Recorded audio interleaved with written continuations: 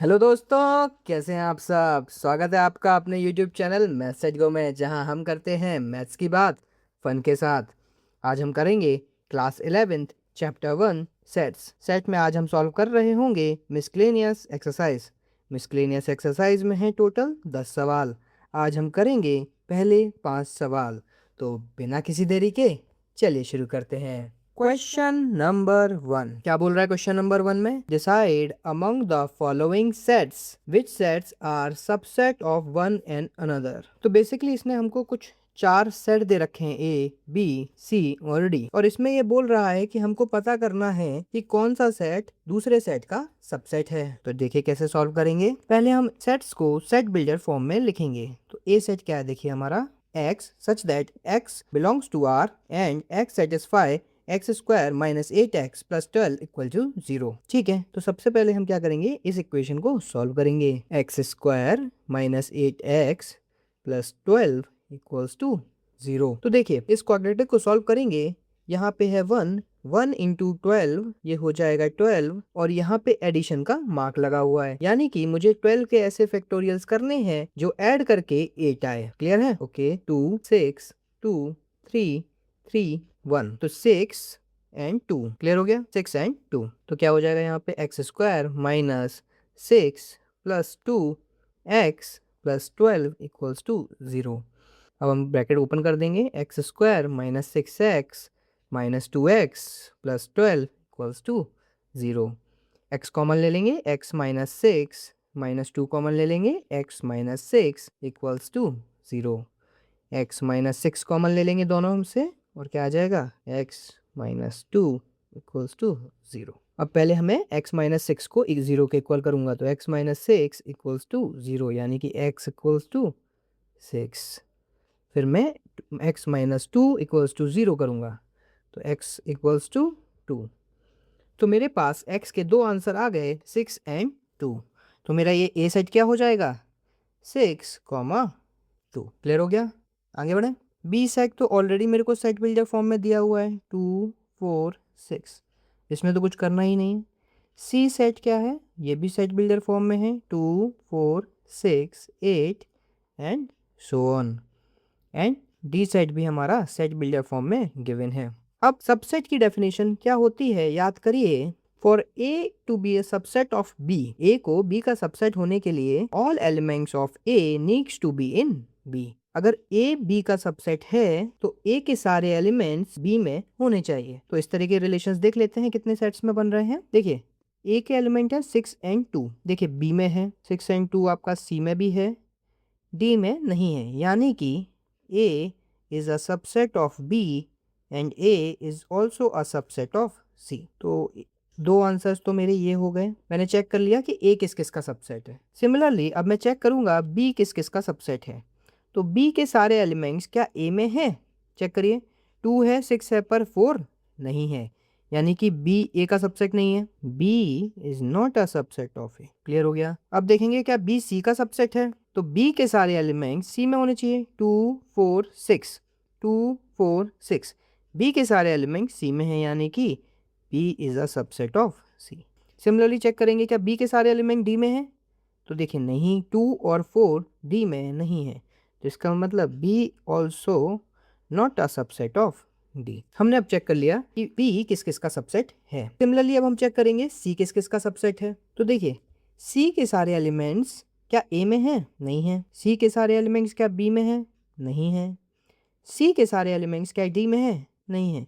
तो C is not a subset of A, C is not a subset of B, C is not a subset of D। C के भी सारे relations हमने निकाल लिए। अब फाइनल हम क्या चेक करेंगे कि D किस किस का सबसेट है। तो देखिए स्टार्ट करते हैं। देखिए D के क्या सारे एलिमेंट्स A में हैं? हाँ, D में तो एक ही एलिमेंट है, A में है, तो D is a subset of A।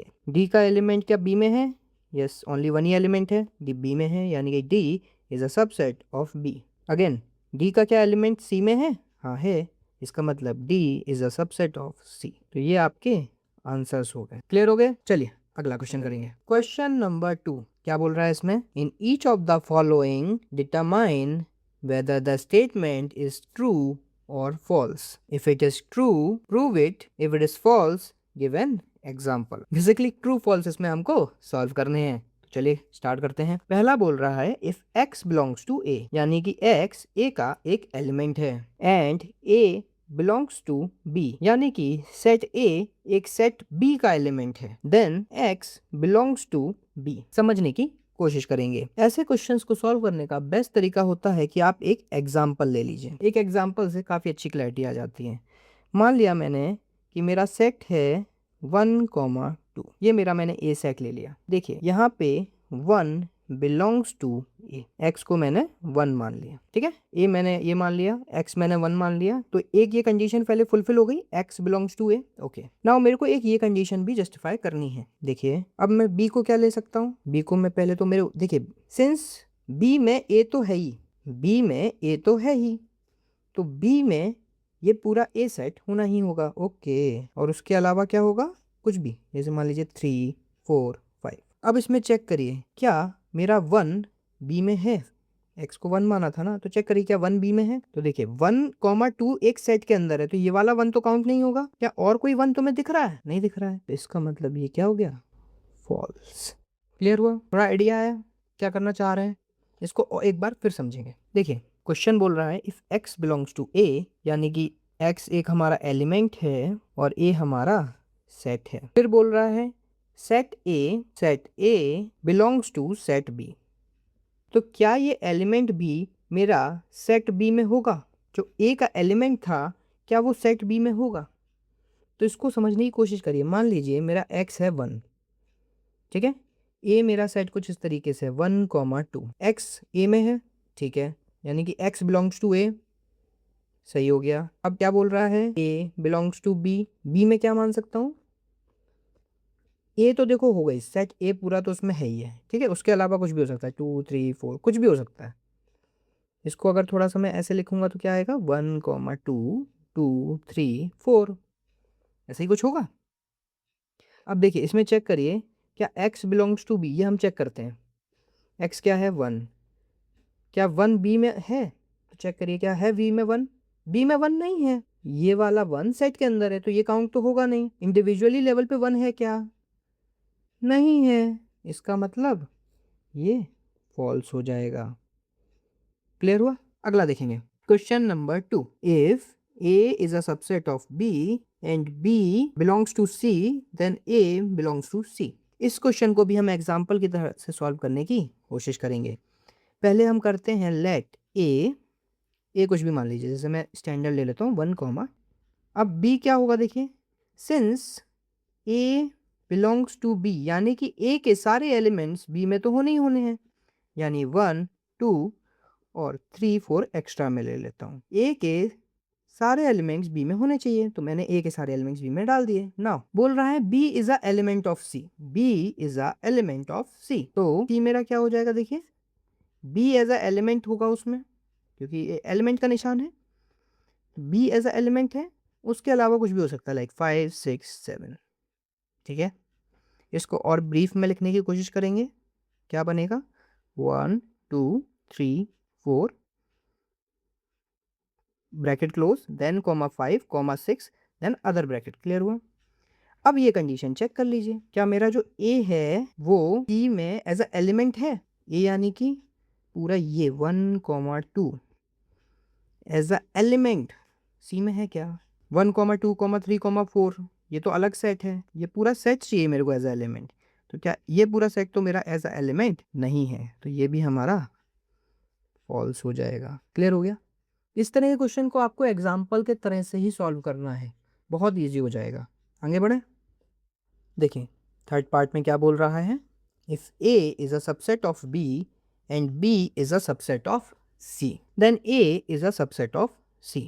Check कर लेते हैं, लेट a से स्टार्ट करते हैं 1, तो b क्या होगा, देखो हमको दिया हुआ है ना a is a subset of b, यानी कि a के सारे एलिमेंट तो b में होंगे ही होंगे, तो मैंने 1 और 2 a के एलिमेंट्स b में रख दिए, दो एलिमेंट्स मैं अपने मर्जी से मान लेता हूँ 3, 4।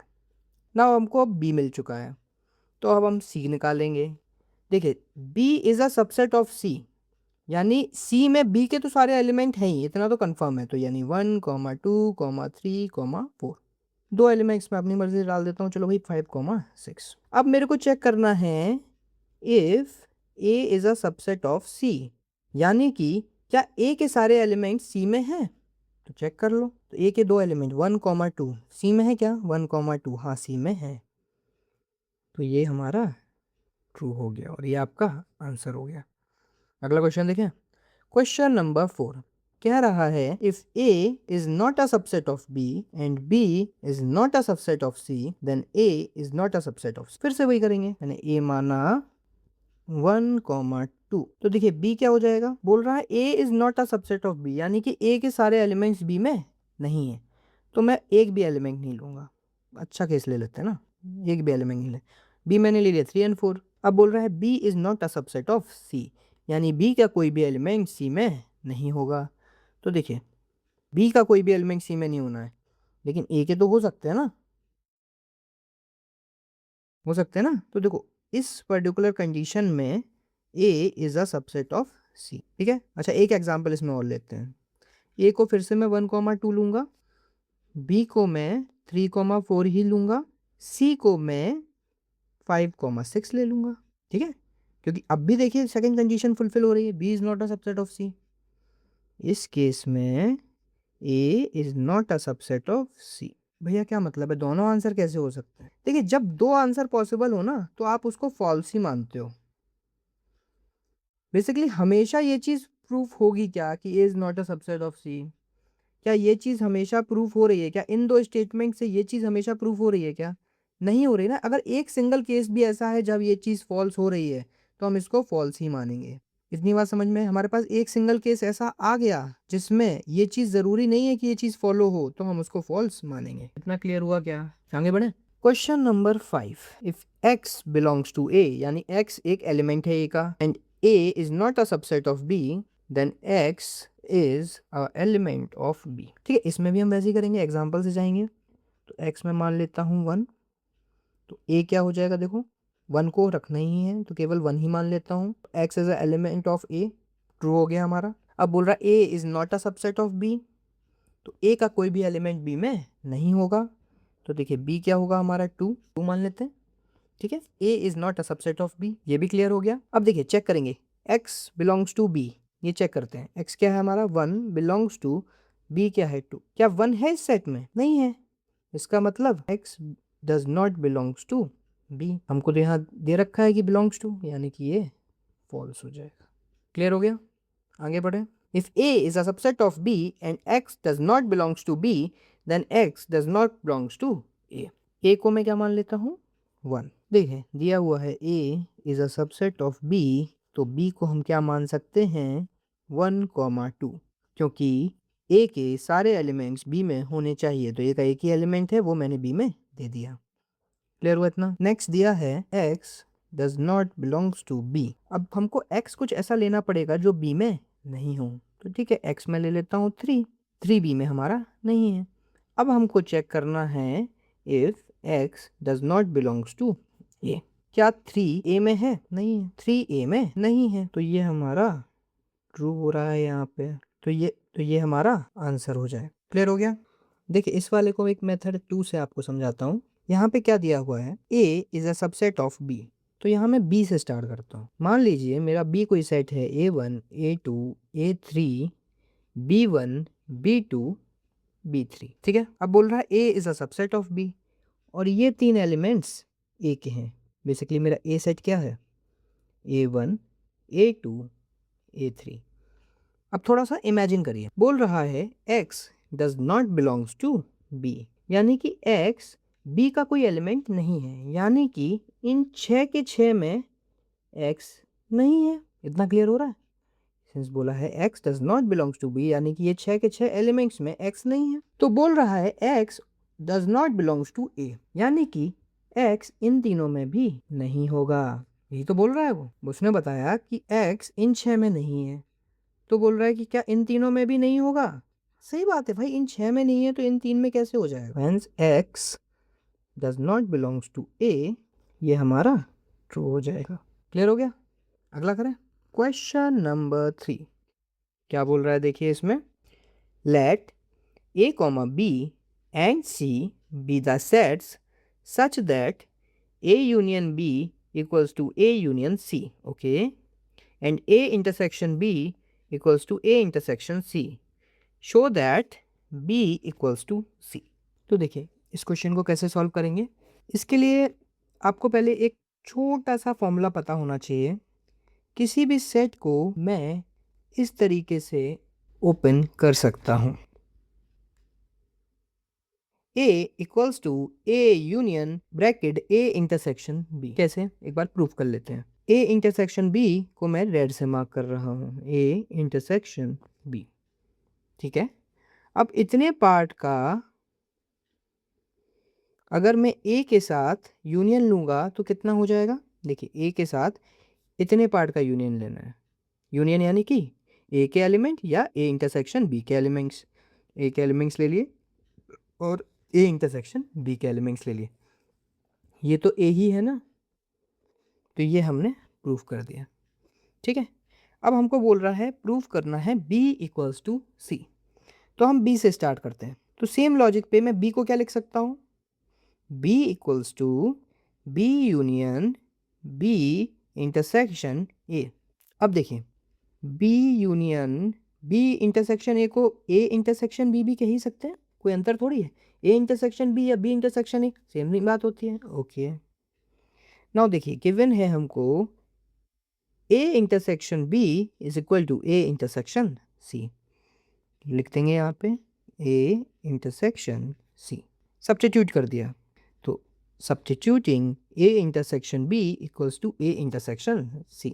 अब मैं इस फॉर्मूले को ओपन करूँगा। ये भी मैंने आपको बताया था, यूनियन जब अंदर जाता है तो क्या हो जाता है, दोनों के साथ लग जाता है और बीच का निशान बीच में ही आ जाता है। जो बाहर का निशान है वो दोनों के साथ लग जाता है और बीच का निशान बाहर लग जाता है, ठीक है। अब सिमिलरली देखिए B यूनियन A यानी कि A यूनियन B, बात तो एक ही है ना। Intersection B union C, B union C रखते हैं अभी। अब देखिए अगेन A यूनियन B क्या दिया हुआ है, A यूनियन C लिख लेंगे यहाँ पे A यूनियन C। फिर से इंटरसेक्शन लगाएंगे, यहाँ पे हम लिखा रहेगा B यूनियन C। अगला स्टेप यहाँ से करेंगे, A यूनियन C को C यूनियन A लिख सकता हूँ, बताइए। लिख सकता हूँ ना, A union B is B equal B union A, जैसे A union C C union A, ठीक है। इंटरसेक्शन सिमिलरली इसमें B यूनियन C को हम C यूनियन B लिख सकते हैं, लिख सकते हैं। अब देखिए क्या ये formula C union A intersection B का है, चेक करिए। इसको जरा ओपन करने की कोशिश करेंगे तो क्या बनेगा, C union A, C union A, intersection बीच में आ जाएगा, बीच में आ गया, फिर C यूनियन B। तो ये फॉर्मूला इसका ही है कि नहीं, क्लियर है इतना, ओके। नेक्स्ट स्टेप देखेंगे। अब C union A intersection B क्या दिया है हमको, A intersection C। Next step देखेंगे C union A intersection C को हम C इंटरसेक्शन A भी लिख सकते हैं, क्लियर है। नेक्स्ट देखिए क्या ये मेरा C का फॉर्मूला है, देखिए ना, A equals to A union A intersection B, similarly C equals to C union C intersection A, clear हो गया। तो ये इक्वल्स हमारा बराबर काहे के चल रहा था, B के, तो B इक्वल्स टू C, ये हमारा आंसर हो गया। इसमें मेन इंपॉर्टेंट चीज़ ये है कि आपको एक ये फॉर्मूला पता होना चाहिए कि किसी भी सेट को हम इस फॉर्मेट में रिप्रेजेंट कर सकते हैं। आगे बढ़े क्वेश्चन नंबर 4। क्वेश्चन, चलिए दोस्तों शुरू करते हैं क्वेश्चन नंबर 4। क्या बोल रहा है इसमें, show that the following 4 conditions are equivalent. Equivalent का मतलब क्या होता है, बेसिकली हमें ये शो करना है कि ये चारों कंडीशन एक सेम ही सिचुएशन को रिप्रेजेंट कर रही हैं। तो देखिए ऐसे क्वेश्चन को सॉल्व करने का बेस्ट तरीका क्या है, हम एक कंडीशन कोई पिकअप कर लेंगे और उसके बाद देखेंगे क्या वो कंडीशन बाकी सारी तीनों कंडीशन में रिजल्ट कर रही है या नहीं।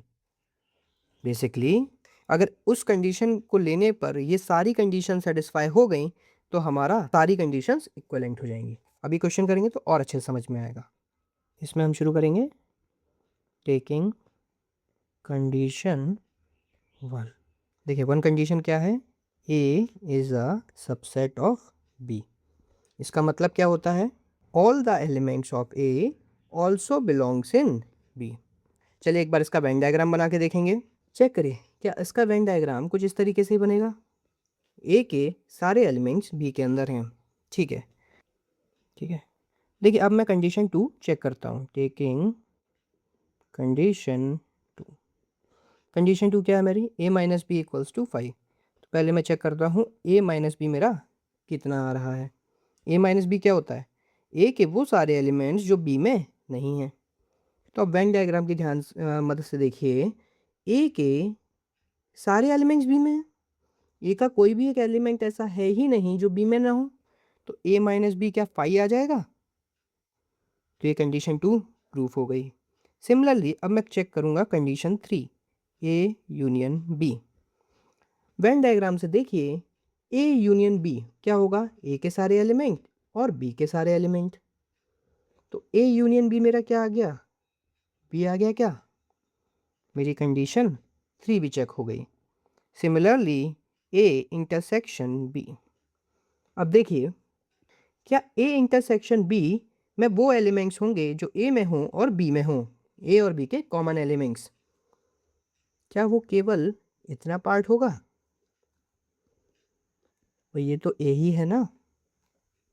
तो देखिए ए इंटरसेक्शन बी मेरा क्या आ गया, ए आ गया। तो अब समझने की कोशिश करिए, मैंने केवल कंडीशन 1 ली और उससे मेरी कंडीशन 2, कंडीशन 3, कंडीशन 4 प्रूव हो गई। इसका मतलब ऑल 4 कंडीशंस आर इक्विवेलेंट।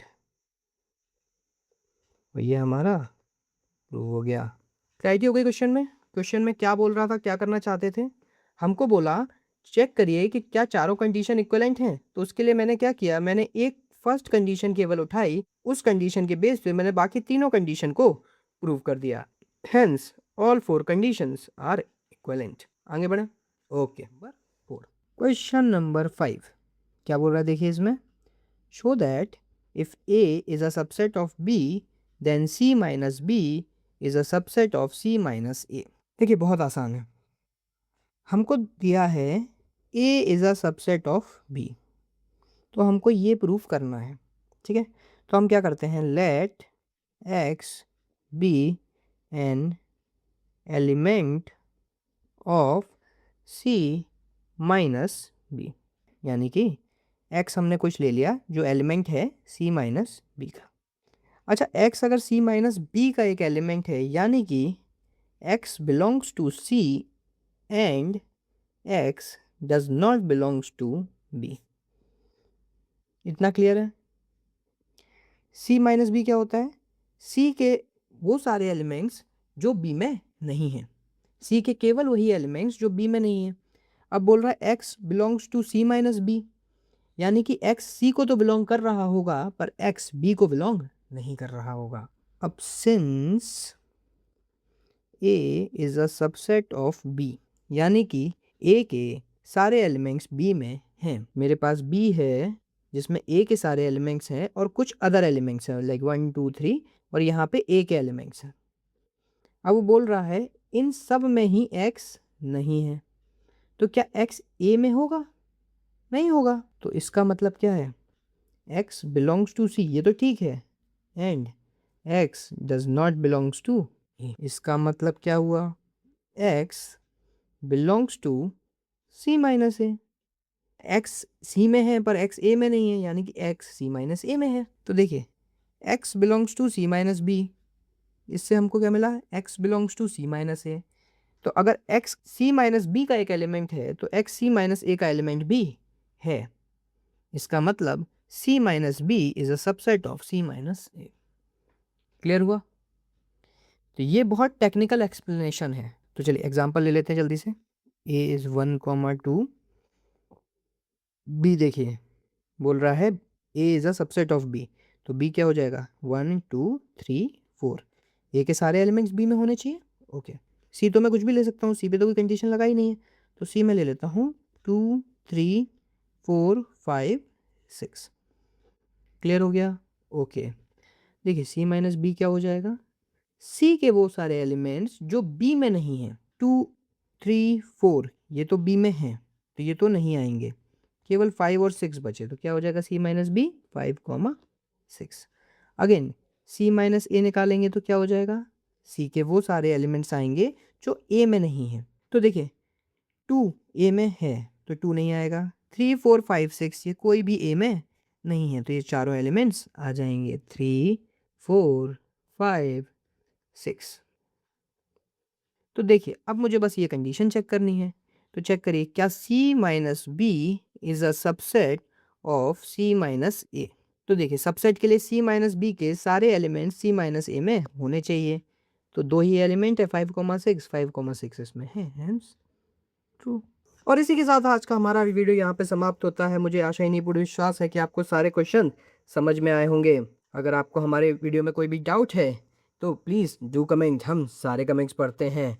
इसी के साथ गुड नाइट, गुड आफ्टरनून, और जब भी आप ये वीडियो देख रहे हैं, जय हिंद, वंदे मातरम, पीस। अगर आपने हमारा ये वीडियो यहाँ तक देखा है तो आप लोगों का बहुत बहुत शुक्रिया।